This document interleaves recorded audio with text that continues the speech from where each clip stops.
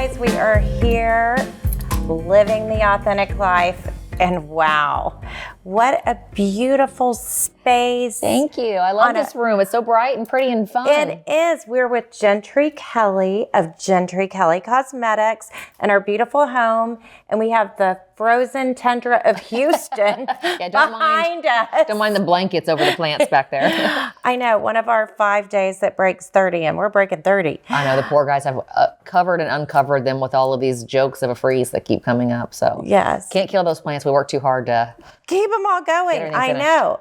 And speaking of breaking 30, I love what you do for women to help them look like they're in their 30s when they're significantly older without having cosmetic surgery and doing it with cosmetics. It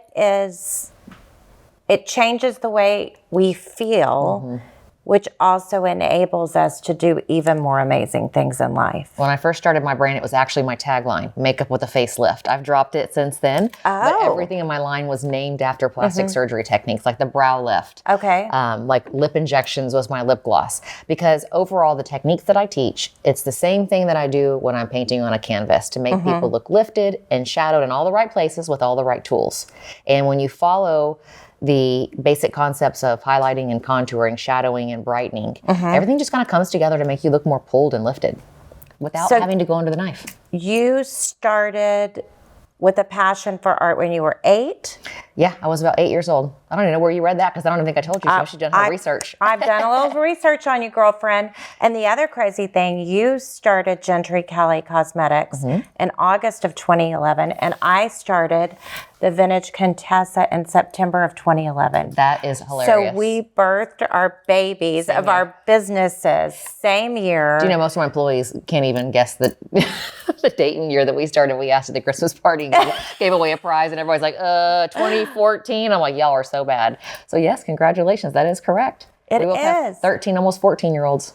It is, and it is truly raising a child because we both came from experience and passions organically. Mine was in buying bags in Europe when I was traveling with the family on trips to buy marble and granite, and yours was as a model and then evolved to retail cosmetics after cosmetics and learning about that. And I find that every person that's really living their dream, that's living their best life, is doing something they're passionate about. And when we talk to people like you, you love it. It's not just, you're not just creating something to sell to people. You're selling them the passion that you've brought with you.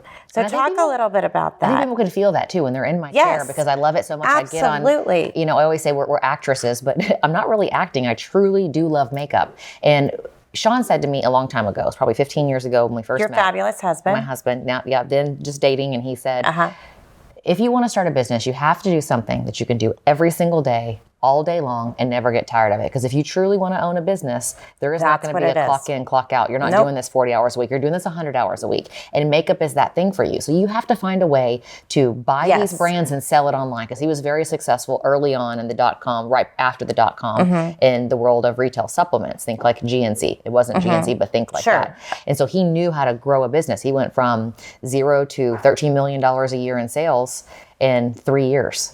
And so he's like, I can help you. Wow. You have to learn how to get the cosmetics. And I was like, you can't do that. It doesn't work like that. And he's like, I don't believe you. So when I was at work one day, he called every company and he goes, well, I learned something today. Estee Lauder owns everything that Neiman Marcus sells. And he goes, as I call the same 1-800 number, and you are right. If you don't have a brick and mortar store, this is back in the day, they won't let you sell the cosmetics. Because you know, selling brands, it's hard. They don't, unless you're like a Neiman's or a Saks, they don't want to be affiliated, right? And so I just never felt confident that I had enough money to start my own line. I didn't know a lot about it. I went to college to learn how to write a business plan. And I knew that if I wrote the business plan, I was going to talk myself out of it. But I just happened to make a phone call to the place that I knew Bobby Brown started. And I was like, I want to start a makeup line, but poor white trash and I don't have any money. So how are we going to do this?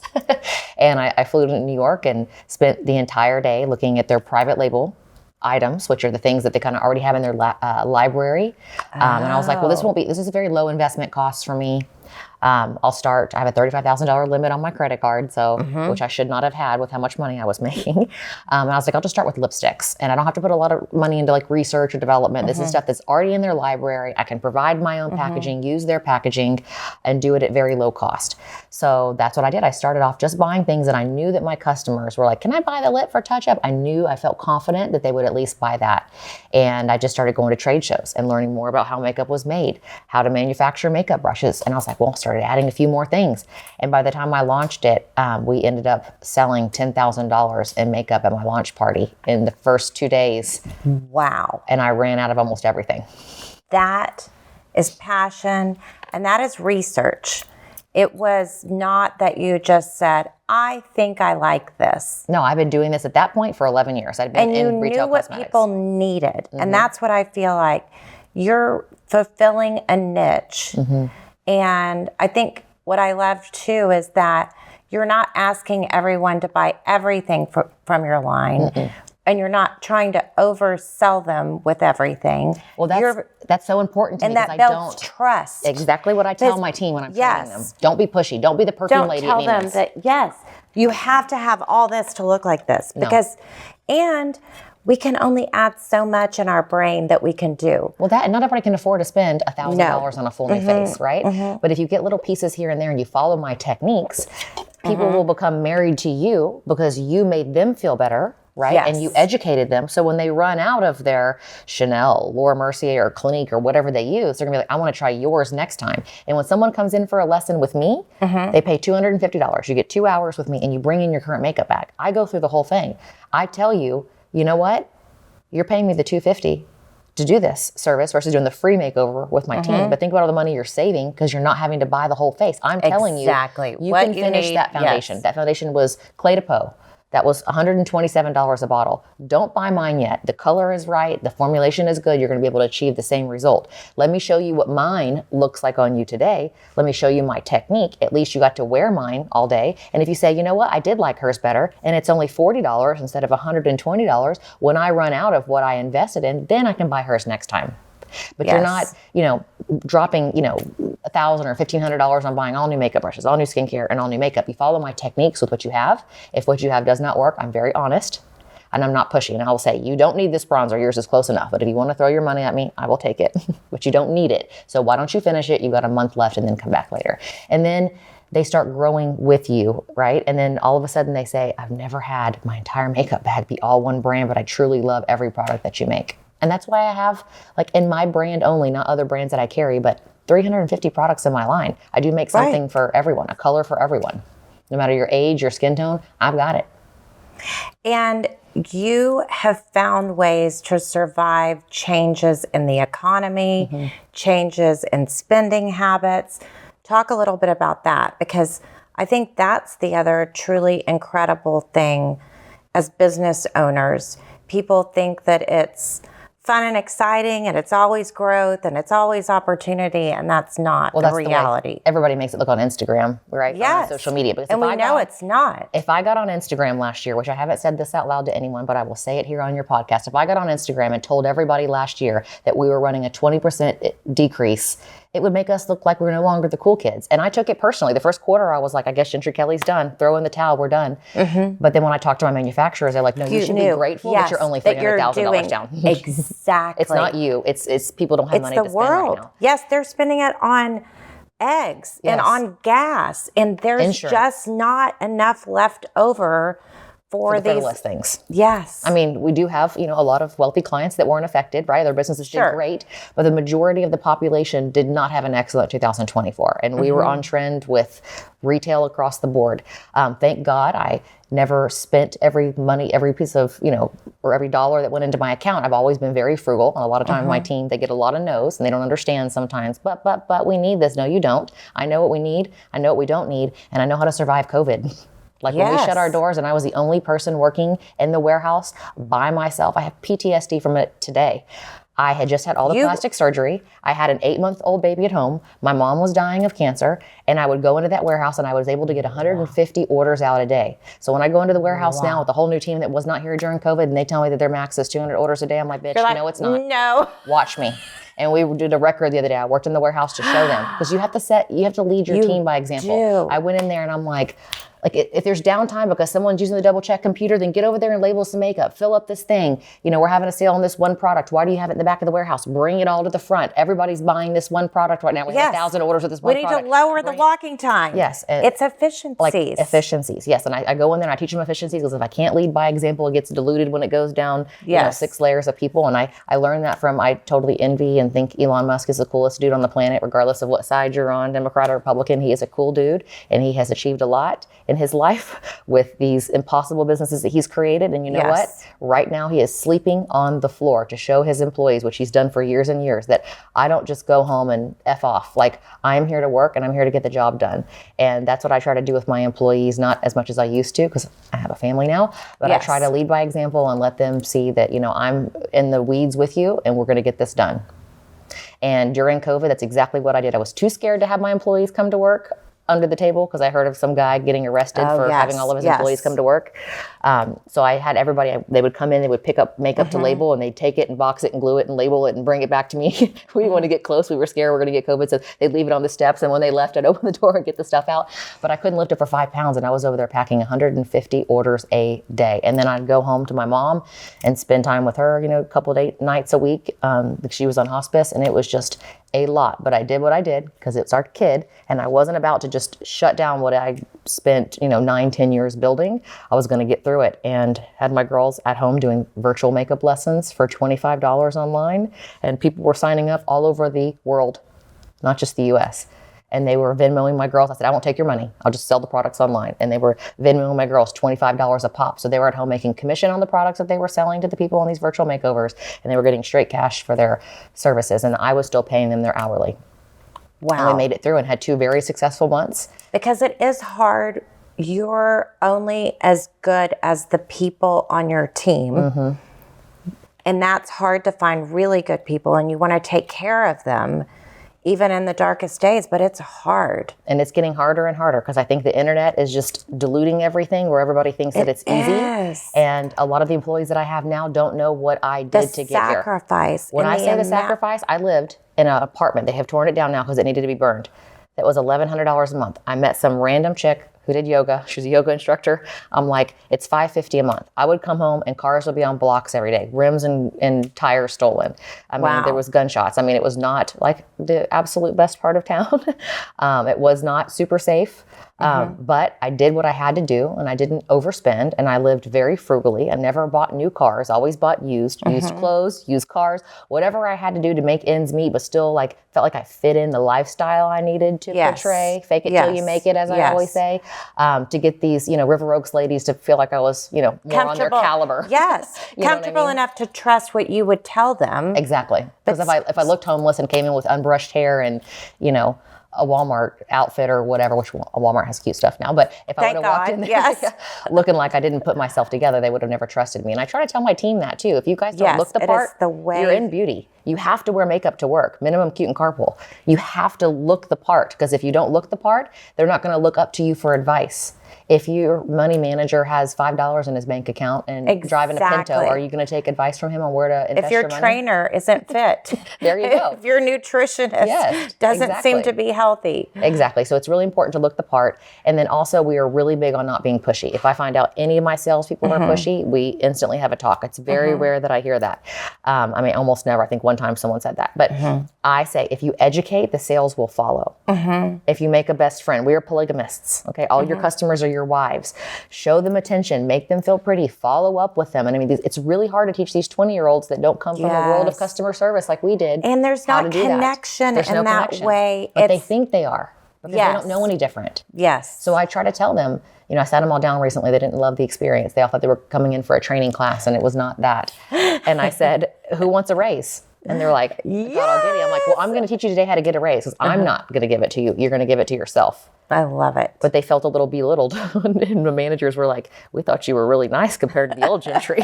But sometimes you need the tough love to hear, like, I know that you ladies don't know what this is like. But when I worked at Neiman's, we would serve champagne. You bowed down to your clients. You rolled out the red carpet. You made them feel special. You made lunch reservations for them upstairs. You held their bags. You brought things out to them. You catered to them. You guys don't know what that looks like. So I'm teaching you that. Do not clerk.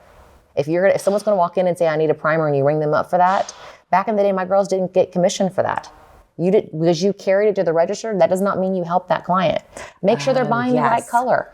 What if they're buying something that was their summer color and then it's January and they have pumpkin face, an orange face like that? Yes. No, sit them down, show them the new products, and not everyone's going to say yes, not everyone's going to have time. But here, I'm giving you all the tools that you need to be successful. And if you go home and make videos on your spare time, guess what? You're going to have mailbox money. You're going to make commission for all. You can make $100,000 a year without a college degree working for me if you work. Kim Kardashian said it best and got so much shit about it. Nobody wants to work. Work. When I went home at Neiman's off the clock, guess what? I was making menu plans for all of the souffles that we sold. Remember, they used to have that like creme brulee. I would go home with my own money and go buy ingredients to make the creme brulee thing. So when I had a party, you could eat what you were smelling. And nobody does that. No. But I didn't get to where I'm at today in 5 minutes. It took me a really long time, but I had the ethic. And if you have that ethic, I want to empower all of you guys to do something great with yourself. I don't expect you to be here forever. If you're awesome, I know it's going to be a short-term thing. And I can give you all the tools to make you successful when you decide to start your own business if you watch me and you learn from me. And that is incredible that it's not just about you. It is about this experience with your clients, and it's about mentoring people, about learning to take care of themselves. And I think you're right too. So much of what's on the internet, they just want it fast. Yes. People that want to be a stylist want to style people with no experience. Yes. Or they call themselves a makeup artist and they've never had any training. Yeah. Yeah. So it's really a blessing, but it's a difficult thing. So having children, having your own family, do you hope that your daughter follows in your footsteps? Do you hope that? Well, it's funny. It's funny because we did IVF. So we had a total of 27 babies. And because I'm old, laid in tanning bags and fried my ovaries, not a lot of them would have made it to birth. So we had 9 usable embryos, 2 boys and 7 girls. So I put Liam in, well, I didn't put Liam in first. Actually, it was 3 boys. I lied to you. So I had twins and I miscarried. I have a genetic mutation, long story short. But I put them both in, think I could just do it one and done, and I miscarried. So I did 2 more rounds of IVF, and I got Liam and 1 other boy. I put Liam in, terrible pregnancy. I had him, and then I had a surrogate I wanted to have that second boy, and the boy did not survive the dethaw process. And so I was like, okay, I'll take a deep breath. I'm like, not everybody gets to play God. I was trying to play God here and pick the sex of my children. I was deathly afraid to have a girl. Oh, wow. And everyone's like, what do you mean? You have a makeup line. You have to have a girl. I'm like, no, I don't want to do nothing, bitch. You know what I mean? Yeah. What if she's so not? Scared that I wouldn't have somebody that, is, and not that I'm like the strongest female. I still have emotion, but I want someone who's strong in business that can take over what my husband and I have created. And, you just kind of think that's just more of a male dominated type world, right? With owning businesses and managing people, it's hard. And women have a lot of emotion, men have less emotion. And I thought that, boys would be better, and just for my personality, because I'm just not really girly, even though I look that way, I'm just not. But when I had her, my surrogate had her, I should say, her personality, she is my husband through and through. She looks like me, him-ish, but her personality is him. She's so calm, she's so chill, but she wants to do it herself. We just started feeding food. She doesn't want you to feed it to her. She wants to do it herself. So I think if you raise your kids, not that you always have a choice, sometimes they just have their own personality and do their own thing, but you raise your kids to work hard and not just give them everything, make them earn it. I think you can create nice, responsible humans that get it. Absolutely. And that's so important to both of us, is to not give. Liam started demanding, like, you buy me a new iPad. We're like, no, sir, that's not how this works. So he does not have an iPad anymore. Going on like 6 months. But to teach them, like my mom did with me, is you have to earn it. Yes. I was having garage sales when I was 8 years old. Go to grandma's house, go through her house. She hoarded stuff, and I would bring stuff home. My mom would die laugh. She's like, I don't even know how you do this, but you just made $500 when you're 8. Selling grandma's shit in her garage. But I always enjoyed selling things. And I want to teach Liam and Lila to do that as well. I love it. And Bella, we had her save for her car. So she saved every Christmas gift, every birthday. And she appreciates it so much more. She did. And she got us to double it and my parents to pay half. So she got to save all of her money. She's a negotiator. She is. And we would allow her when she had ideas of what she thought, like we would say, this year you need to go to bed at this time so that you can get up for school and have enough energy because that's your purpose right now. She would research it online, come back and tell us what the facts were, and we were open to listening. I love because that. we wanted to empower her to think through. Think for herself and negotiate. And truly. But sometimes it was just mom said so. But I think that's a lot of people aren't teaching basic life skills. My husband is really anti-college. He thinks that, parents should do more of a job at home to teach their kids how to do life. Because as you know, we had to figure this all out owning our own business. There was no handbook, nothing that I read that taught me how to do anything. I'm still learning how to do taxes. It's hard to know when to pivot. It's hard to know what's next step. But if you have basic life skills like communication and knowing how to negotiate, and then you have that passion that you talked about at the beginning of this, and all of those things together make the perfect storm to be successful at your obsession. Well, I can't wait to see what you recommend for making me look my best with my makeup. You're going to get a homework sheet. I'm going to the office after this. I'm going to fill out a homework sheet. We customize a homework sheet with every color, all the tips and tricks in your cliff notes, what kind of brush to use. You got the brushes already. They're all labeled for what they put on. So it's just you plugging and playing, and it's super easy. And there's videos on the website if you need more help. Yes, and lifting and when you should have shine and when you should have matte. Never thought about that. I'm just a girl. If it sparkles, I need it. We love things that shimmer. We do. Well, you certainly shined so bright, and it's been incredible to build our businesses side by side and see each other in the community. And you've given back so much, and you've been such a vital part of so many beautiful things and beautiful people that have happened. But in your core is really where the beauty comes from. And we appreciate you sharing that with us today. Well, thanks for having me. Okay. You guys keep living the authentic life. Until next time. Now we're here for the good part, what you guys have been waiting on. I'm going to make Danae, who is in her 50s, we won't say exactly how old, look like she's in her 30s, because she already looks like she's in her 40s. Are y'all ready? So far I've prepped her skin. She has on primer, foundation. We have not put on concealer. We have powder and lips. And of course, she already had great brows. I just defined them just a bit. I really want to show you guys the importance of concealer, because since I worked for Bobbi Brown 150 years ago, it's what she would always say was a secret to the universe. And I am so surprised that I have so many women come in for lessons that don't wear concealer. I want you guys to see on her eye what a difference it makes when I apply the concealer. So I use the back of my hand because I'm an artist. You would not have to do that. You could use the doe foot applicator and apply directly to the eye. But I'm going to use this just for sanitation purposes.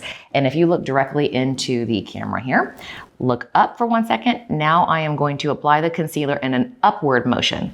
So I know a lot of you guys have heard of the Trish McEvoy triangle of light, where you go all the way down to the lower part of your apples of your cheeks to apply your concealer. I don't agree with that. I do things that make sense, and I question a lot of things in life. Why would you want to put concealer with oil all over the apples of the cheeks where the pores look larger and typically you're more oily if you're in your T-zone, right? We don't need concealer that far down. So I focus it on the inner corner of the eye to hide the blue-green blood vessel and to get that really lifted fox thread type look, AKA cosmetic surgery. You always want to bring it upwards, okay? So I'm not done, but look up. I want her to look right into the camera. And do you see how already when you look dead into the camera, chin high, how this eye just tends to look more pulled. So now turn towards me a little bit because I brought the concealer almost up to the end of her eyebrow. Now turn the other way. We all have a little tear trough out here that tends to have a downturn, and some people, like myself, it's very red, so it makes the eyes look tired. But if you follow the instructions on how I apply it, then you go back and you tap it in, then you're gonna fingerprint it so it looks like skin, not like makeup sitting on the skin. And up close, it won't look like you're wearing anything. So already, see the difference? You wanna look in your mirror so you can see? Wow. It is such a difference. The light reflection is so much better on this side. Yep. So you can keep watching while I do this. Do you see how I bring it up? This is the key. You want everything to look like it's being pulled upwards. And finding a color that's just one shade brighter, not whiter. Look up. If you go too white with your concealer, it's just going to look ashy over the darkness. You need something that's a little bit corrective if you're really dark. You need something with a peach or a pink. But otherwise, something that's just one shade brighter than your skin tone is the best color, so you don't have the little raccoon eyes at the end. And I love this tip of the patting. Patting instead of rubbing. Because what happens when you rub on your skin over time? I tend to rub. You loosen elasticity. And we won't say what that looks like under the eyes, but you can only use your imagination. After you apply your concealer, you want to go back in with a translucent setting powder. After you've set it, you're no longer going to have the wet crease. People say, why does my concealer crease all the time? I don't understand. I've tried everything. I'm like, well, if your concealer has oil and you have lines on your face, which most of us do unless you've completely frozen your face with Botox, when their skin expands and contracts, it's going to start either dry cracking if it's oil-free or melting if it's not. If you use the translucent setting powder on top of it, it won't look cakey. It'll look more like skin, and it will be dried down so it doesn't do that. So now take a look. Wow. So I've already put... So much better. Yeah, I already put face powder on you, but now I want to do some bronzer. So what I'm doing with the bronzer, I've already applied some to the neck. So this right here, I should have shown them without anything. We're always whiter underneath here because the sun casts a shadow and our neck is much lighter. So I just started with a little bit of bronzer underneath the jawline. And this gives what I call spanks for the neck and sucks everything in. If something is lighter and brighter, think a highlighter, it comes out. If something is shadowed or contoured, it goes in, which is what I just did. If this is lighter, this is what you're going to see first. Nobody wants to see that first. You tuck it in. So your bronzer should not have any shimmer in it. Look straight ahead, because you're going to confuse your shadow. I know bronzer is pretty when it's shimmery in the container, but do not do that on your face. So anywhere that you want to shadow and contour and bring it in should be matte or flat. So do you see how just by putting that bronzer right there on and below your cheekbone, going up towards the temples, this has lifted your face. Now, just 3 short years ago, I was telling people to go from the tragus, which is that little bump on the ear, to the bottom of the apple, but it was making people's faces fall. And I noticed that if I followed what the plastic surgeons are doing now, they're not doing facelifts pulling this way anymore. No, I follow a ton of plastic surgeons, they're going this way. Just like the concealer. Yes. I'm creating the attention this way, the bronzer's going this way, your eyeliner, your brow lift, everything that I do goes this way, which creates a pulling sensation this way, not straight back to your ear. And then I just kind of buff into the hairline. This just gives a smoother transition from your bronzer to your foundation, so you don't see like, a racing stripe of brown and then nothing below it. So I'm sure you guys have heard of the 3 shape, and that's essentially what I've just done. I go around the ear a little bit because our sideburns cast a shadow. You don't want to see white ear. And if you pull your hair back in a ponytail, make sure you get behind the ear so you don't see like a white patch of skin underneath. Let me see. The details. When you look straight into the camera, do you see how this side has more of a lift? Completely. Now turn your face this way a little bit. It just looks more one-dimensional. By adding this, instead of your blush from your ear to your nose, you do the bronzer, and that's more believable. So let's go over that again. On and below the cheekbones, up into the temples, underneath the sideburns, behind the ear, and of course under the jawline, not on the jawline. Unless you have a really masculine jawline and you're trying to minimize it, do not put it on the jawline. Go below. When you put your blush on, this is a really quick way to modernize your makeup look. Put it on the apples of the cheek, because where do you naturally flush or blush? Here. Not hot pink all the way across. David Bowie just called and he wants his blush back, okay? Also, as we get older, our skin gets drier. Yay for us, right? Hair falls out in places that we want it and grows in places that we don't. Our skin gets all dry. So I think it's nice to move over to a cream blush because it'll just give you a little bit more of that dew. So just do the dew like Mountain Dew said, right? And look at the difference right there, see? And you're a comedian. Just a little bit. I was like, you missed your call as a comedian. I could never get on a stage and make fun of people in front of their faces. Just do it behind the camera. Exactly. So look at that. Just a little pop. Your blush should always coordinate with your lips. I'm sure you know this, you're a stylist, right? Your belt, your shoes, your purse should all be in the same color category. I know we're mixing black and brown, which was a sin in the 90s, right? But you want everything to flow together. You wouldn't have worn, I don't know, maybe green shoes, a pink purse, and a tan belt. Everything should flow. Your makeup is the same thing. You should wardrobe your face. Not that you have to match your outfit, but your blush and your lips should be in the same color category. Not orange with, I don't know, purple. Oh, interesting. I've always had one blush. Well, if you wear the same color tones all the time and you kind of copy and paste the same look every day, then just as long as you have something in the right category, it's fine. But if I'm wearing like what I have on today, like kind of taupey colors, right?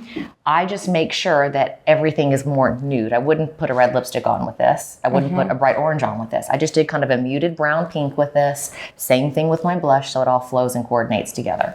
Beautiful. But you don't have to do that. Like if I'm wearing something like really like a saddle brown, I have a saddle brown lipstick that I like to wear with it because it just looks like it's more intentional. This next trick is something that I started my brand with. It's creamy, not powdery, and it's called Brow Lift. And you take the tiniest little bit of this stuff, look straight in the mirror. You can hold your mirror up to the left so you can see too. And I apply this underneath the outer 2/3 of the eyebrow. Wow. This hides any little hairs that are growing in that needs to be tweezed, but it goes back to that illusion of being brighter and more lifted. Yes. So we learned dramatic. in our age group to use white eyeshadow all over. We don't do that shit no more, okay? Now look in the mirror. I laugh that you consider us the same age, but thank you, girl. We're from the same era. Turn this way. Where we didn't have makeup artists to tell us what to do. We just did whatever the girl at the long comb counter told us to do. So true. Or what I read in the Glamour magazine. That's right. Glamour do's and don'ts. So by doing this cream product, it just sticks better and it creates that illusion like it's picking up the outer part of your brow. Then I use an eye base. Any eyeshadow base will work as long as you do not, best tip you'll ever learn is what you're about to hear right now. Oh. Do not put concealer on your eyelids. Do not put eye cream on your eyelids. I don't care how old you are. When you put something with a moisture barrier or oil between your skin and your eyeshadows, you're gonna have creasing. So when I have people message us on our customer service or on our texting feature on the website, they're like, can you recommend an eyeshadow that doesn't crease? I'm like, it's not the eyeshadow. You're putting something on in between your skin and the eyeshadow. So I don't care what brand of eyeshadow you have. Don't buy eyeshadows from us. Buy the eye base from us and you'll like all the eyeshadows that you have better. But if you put that moisture barrier, it's like a slip and slide. And when you blink, it creases. Especially when we get older, the more hooded our eyelids get, the worse of a problem it becomes. Your eyeliner, your mascara, everything stamps up there. But look straight into the mirror. And do you see how that just kind of toned down the redness in the eyelid? Yes. So it's going to give more pigment to your shadows because it has something to stick to and it's going to prevent creasing. But this product will not work if you put a slip and slide on your eyelid first. Spread all your eye creams on at night, but during the day, do not put anything on your eyelid that doesn't belong there. And then for eyeshadows, I'm just going to use something quick and easy. I'm going to use kind of a topaz color. I'm tapping this on your lid. People say, well, I'm over 40. I can't use shimmer, right? You can do shimmer. I love all your voices, too. That's my customer voice. Everybody loves my customer voice. Why can't I use shimmer? You can use shimmer as long as you keep it on your eyelid, but that's the only place on your eye that you can put shimmer. What did I say earlier about putting things in areas we're trying to tuck in? If it has shimmer, it's going to try to reflect light. So we don't want to reflect light in the crease of our eye. We're trying to tuck the extra skin back. This is so important to give you a really tight eyelid. When you take your crease color, you tuck it in between the eyeball and the brow bone. Again, going up higher. Remember, we're creating the illusion like everything's going this way. Okay. Thinner on the inside, higher up on the outside. But you take it all the way to the inside, not just the outside. Yep, because you don't look like your eyes chopped in half. I used to do that when I first learned makeup at Clinique with my Q-tips. That's what I do. I would stop halfway, keep going, because it looks like your eyes chopped. So don't go halfway with your eyeliner. Don't go halfway with your eyeshadow. Bring it all the way in. Just bring it in tighter. So see that? And the higher up you go like this, when you open your eyes, you're going to be able to see that shadow. So now when you look in the camera, do you see how? Wow. Do you see how that gives a little bit of a crease, more of a Sphinx for the eyes, tucking it all in. And I'm using a matte brown for this. It's just a mid-tone matte brown, putting it right in the fold. Thinner, higher up. And when you're using the crease brush, use something that we call the ponytail brush in the makeup artist world.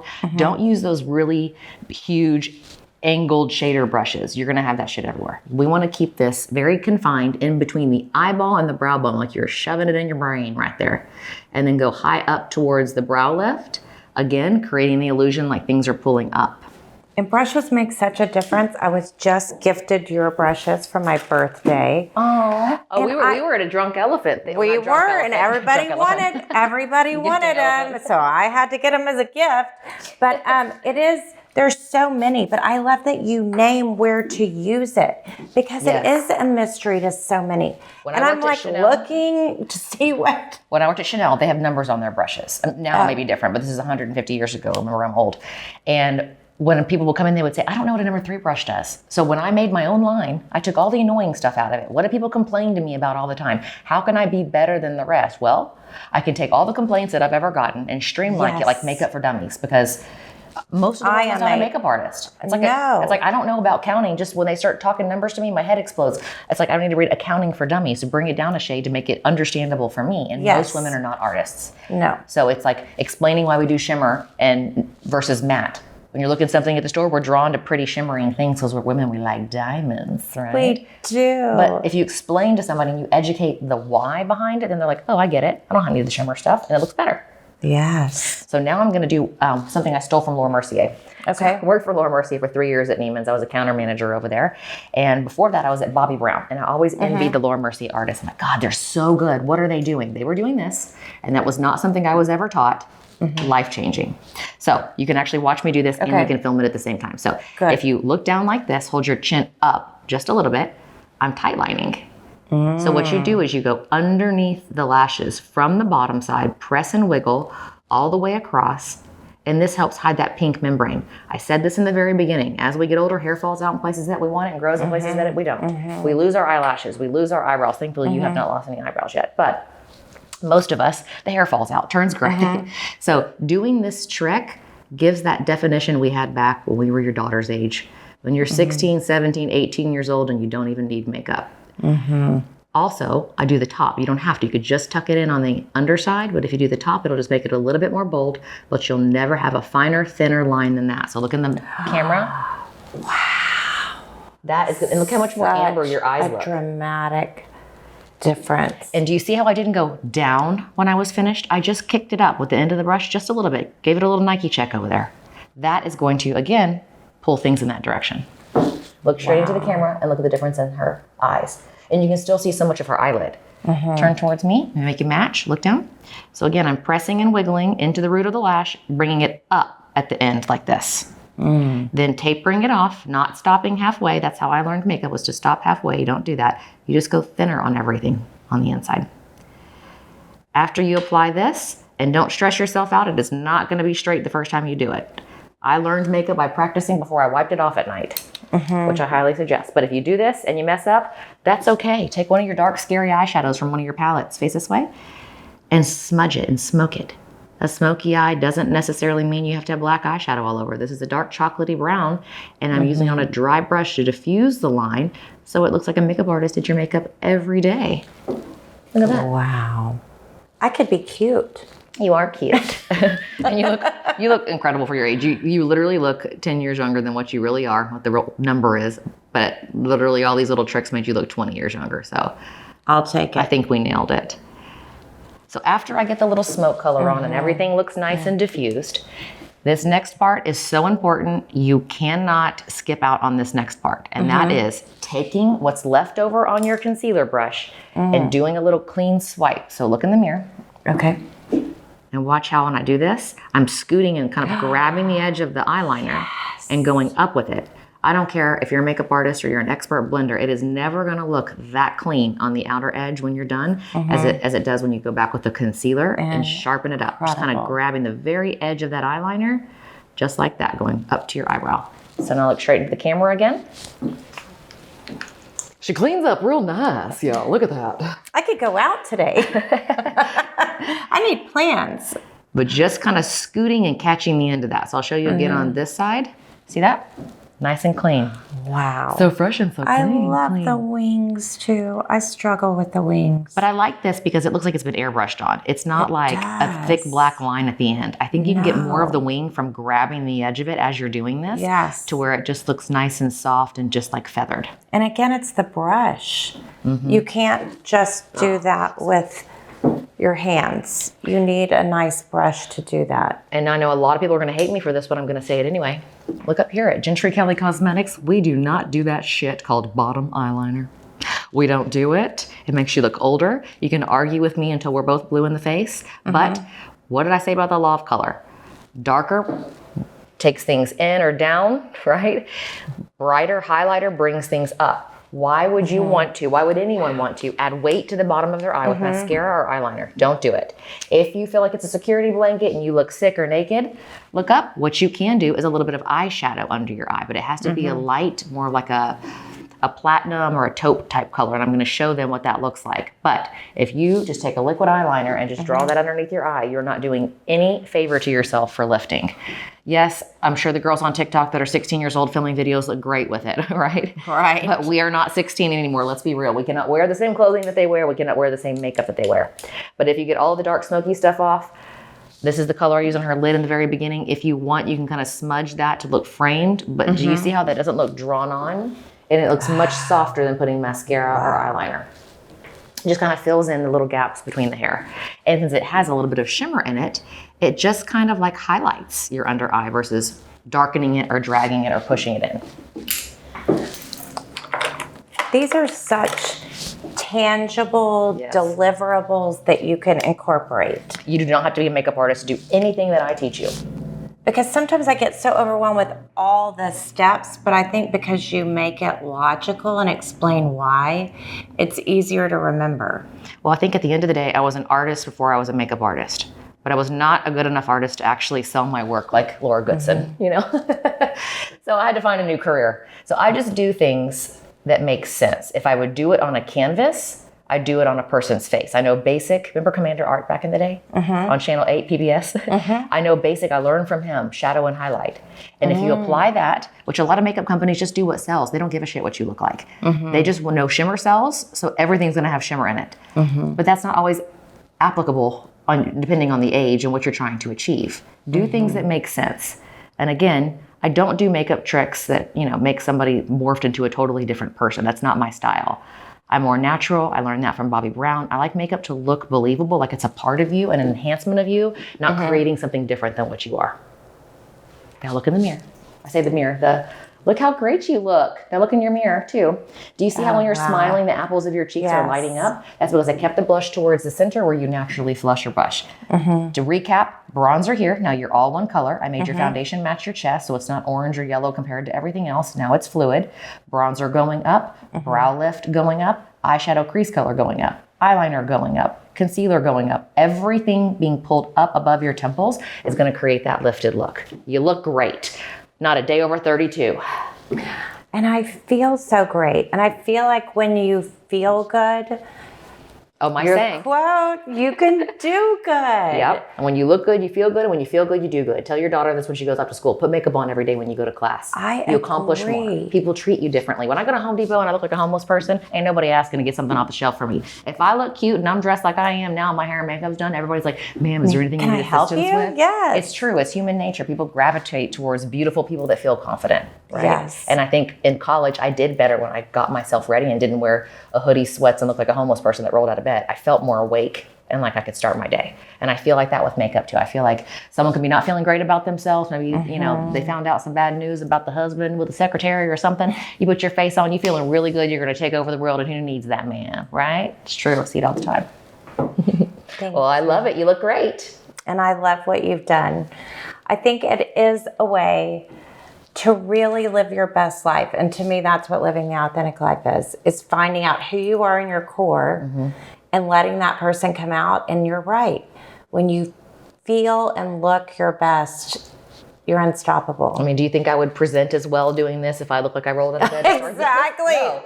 But when I look good and I feel good, I look in the mirror, I'm like, damn, I look good today. Then I perform better too. And so I think women need to remember that. And I don't think that we all have to wear makeup to feel pretty. I don't think that always equates to the same thing. But just getting yourself ready and presentable, it just helps with a just better mental state, I think. So absolutely. Anyway, I had a good time with you today. You look great. Hopefully people will notice and ask if you had some work done today when they see your new face.